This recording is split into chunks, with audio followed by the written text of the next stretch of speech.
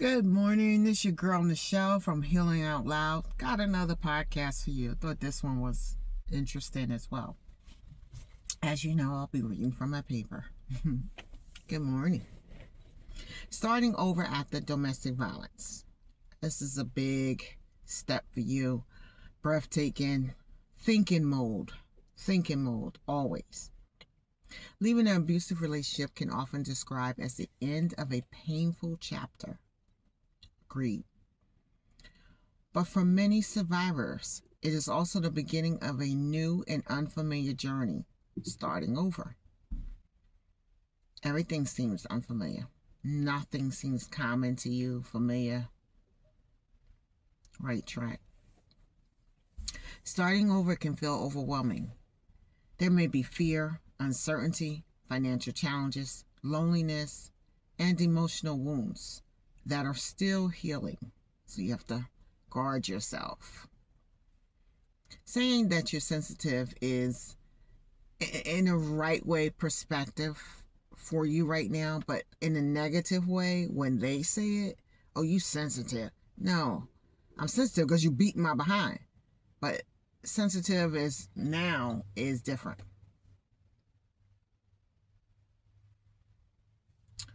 Survivors often rebuild more than a life, but they rebuild their sense of safety, trust, confidence, and identity. Because you lost all that. You don't even know who you are. But wait, I got more. After abuse, many people find themselves asking, who am I? You know why you ask yourself that? Because you became this person that you don't even know. I don't know if anybody can identify to that with me, but that is so true. You became this person like, I don't know who I am. Like, why am I letting this go on? You become that person, and it's real. If you be honest with yourself with all of these things I be saying, because I try to be just as honest and tell you what I was going through, and I know that I wasn't alone going through this. So how do I trust people again? That's a big one, because with me, I don't trust still to this day. Very few people I trust. I don't look at people like they're an enemy or they're against me or out of that paranoia. But like I said, you're smarter than what you think. You learn things in their abusive relationship. You learn behaviors. That keen sense kicked in. You learn people. You learned a lot because you was quiet, or that keen sense kicked over, that protective mode kicked in. So you learn more than, I told you, smarter than what you think. You just got to pay attention to what you learn. How do I rebuild my confidence? That is kind of hard, and it's kind of easy. The reason why I say it's easy is because you're free to do anything you want. Once you're free, once you left out that domestic violence. It's hard because of if you have mental, physical, and verbal abuse. Let's just stop classifying it. If you've been abused, your confidence, your self-esteem, your self-worth,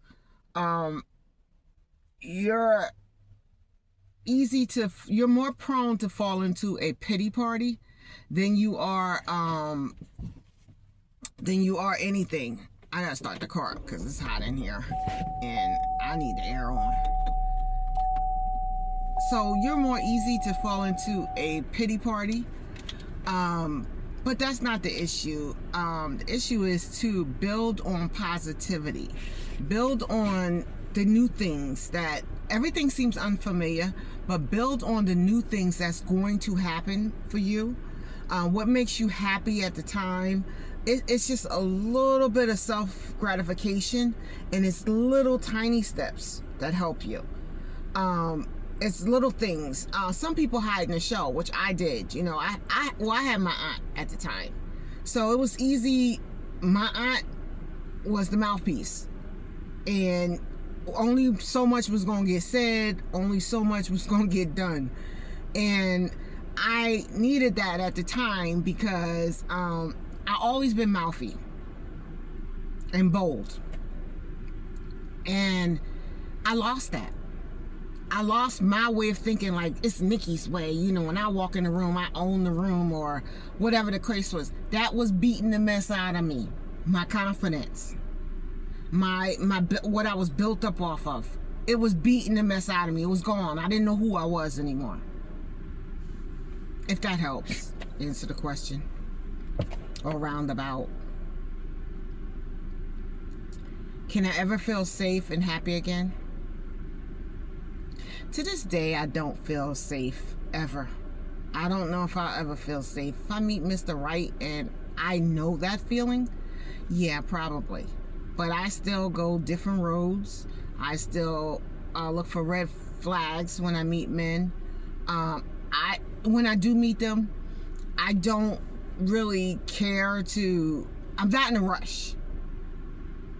That's a red flag. When they're in a rush to meet you, or I can't wait, I can't live without you. You know, I met my match. Oh, really? That's a big red flag. So, happy again. I would love to be happy again. I would love to settle down with that man that can make me smile from my heart. And I make him smile. We're fit like a glove. Yes, you're going to argue. Yes, you're going to disagree. And you're going to also learn to disagree to agree in relationships. Just because I argue with you about that don't mean we stop speaking for this. The healthy side of happiness in relationships. But when you first come out of abuse, you don't need no relationship first. You need you. You need to find out who you are. Why are things so unfamiliar? Your new life. And I say new life because you have to start all over again. Within. The truth is, healing does not happen overnight. Some days will feel like empowerment and other days will feel heavy. Recovery is not a straight line. You're going to ask yourself, why did I do that? Why not look at this? Why not just say no at that time? Don't beat yourself up too much. Don't sit there and have a self-pity party. Things happen. Happen. Just pay attention to what you're paying attention to now. And you also will think, if he didn't beat me, he would be all right. You, and I'll say it again, and I'm going to say it every time. You cannot change nobody. They are who they are. They're monsters. You can't change them. Don't try to change them. Don't waste your brain time. You need all the sense you can get for you.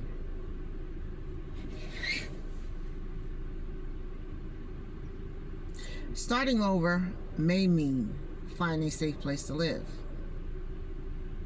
rebuilding financial independence, creating healthy boundaries. Now, we just went over this. I jumped the gun and explained to you any other sentences, but we're going back over this. Reconnecting with family and friends. You know what I always say to you, be cautious. We're going to do a podcast on, for the people that are not abused and the one that talk about us. I'm going to do it. Because that's damaging, what they do to you. So be careful with family and friends. Because see, they're the ones that know your business. And they're the ones that'll sit there and keep saying to you, well, you should have had, well, why ain't you? And the last sentence from you to them should be, why don't you shut up? You don't gotta be like me. I told you I'm mouthy. I see, I'm out of this. My mind frame is different right now, you know. But shut up. So be careful with family and friends. Seek counseling, support groups, community resources. Learn to trust your own judgment again. Now that and seeking counseling and support groups kind of go together. Because I had to go to counseling. And at one point in my counseling, I had went back to him. So my counselor suggested to me that I bring him to the session, because I didn't stop going to counseling because of that. I put it in his mind, I need help, the only way I can go back. Oh, I knew what I was doing, as I knew I wasn't staying with him. See, it was just him finding me and forcing me to go back with him. So I said, when he would find me, I've been going to counseling. It's been helping. I think there's something we need to do. Are you willing to do that? Oh, you gotta be the best actress there is. I told you, you're smarter than what you think.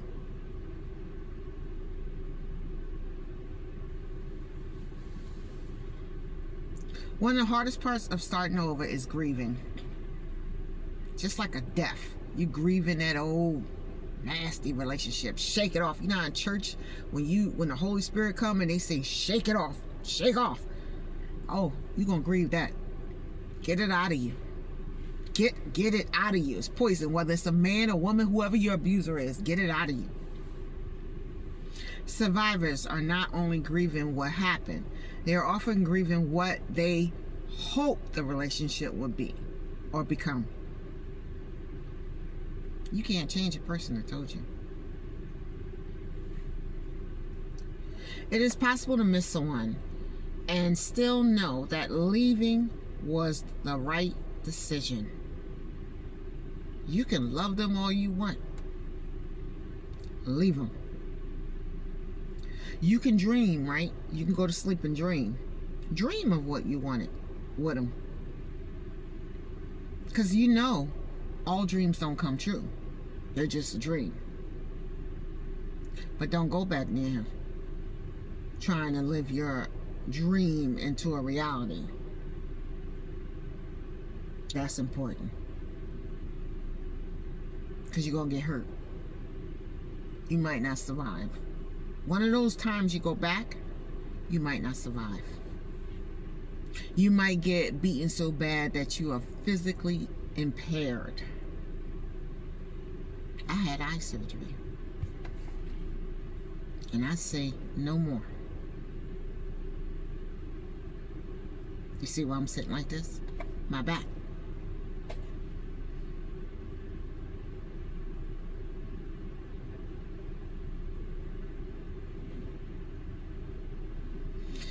Healing also requires patience. Have patience with yourself. Don't worry about anybody else. Take your time in every decision you do. When you walk or you take a step towards something, take a day or 2 or 3 to think about, is this right for me? Is this the right move? What are the consequences? What's around this? What will be around me? What will be around this situation? What is the circumstances? And what is the consequences?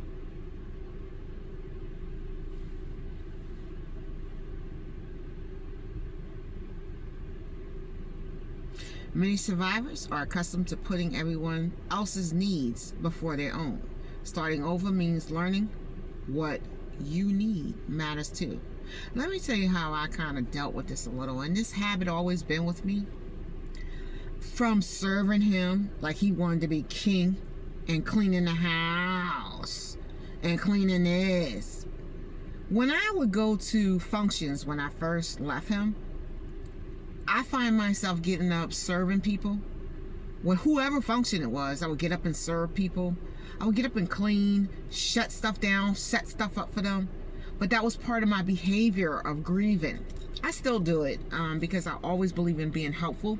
My phone is kind of sliding and I see it. It's the air conditioner.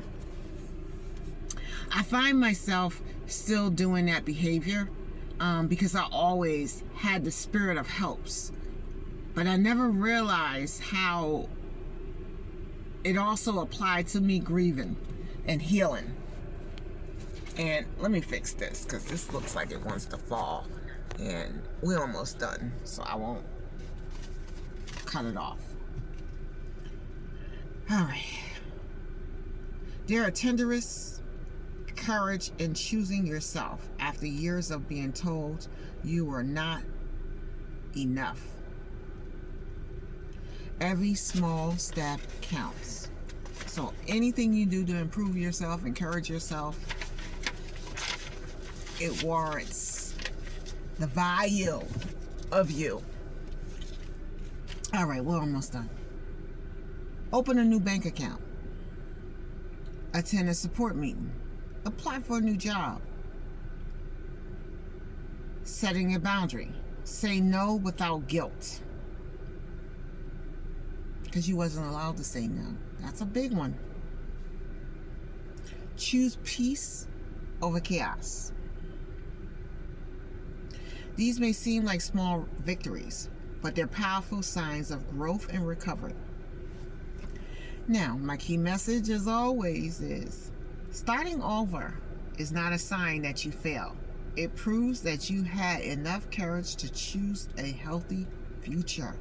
A healthier future. And that,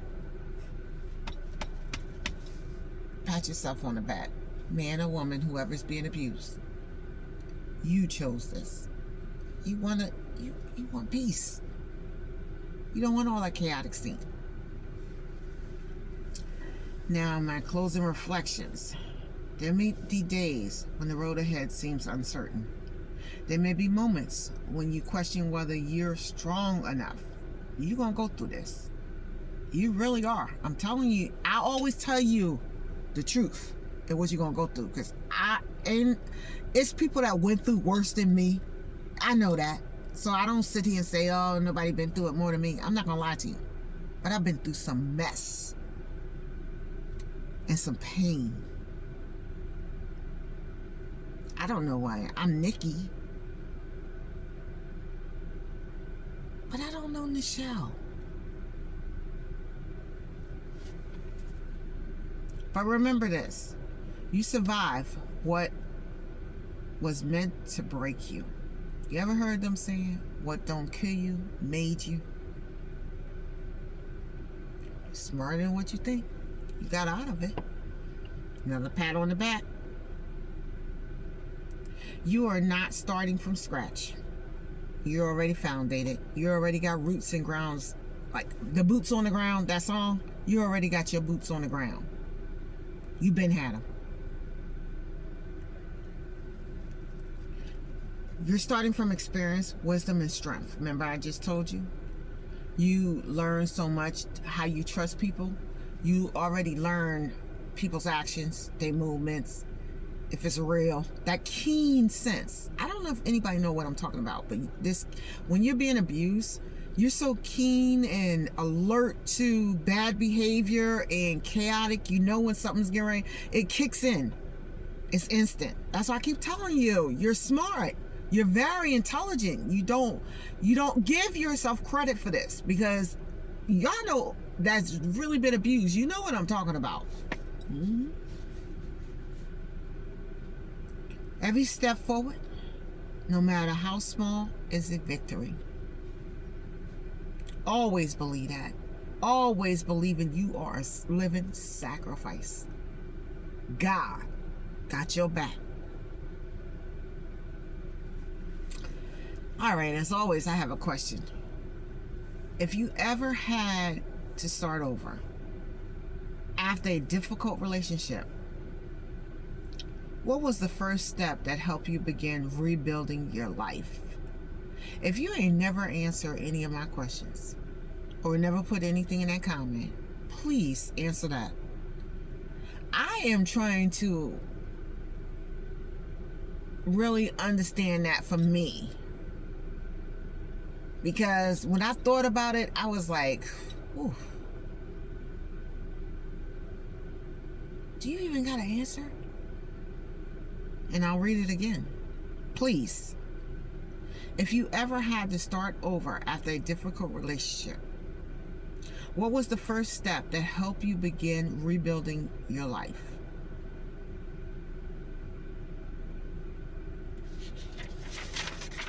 And as we do, as always, give yourself a hug. Oh, extra hug this morning. Say I love you. I love me.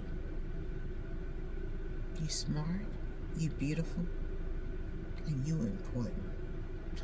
I got that from the help, but I like it. All right. You ladies want to reach out to me, you know we do the safe thing.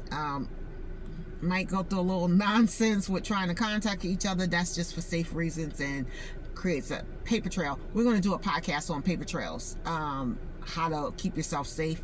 I don't know when I'll write that up. I let my mind tell me when to write, but that is a good one.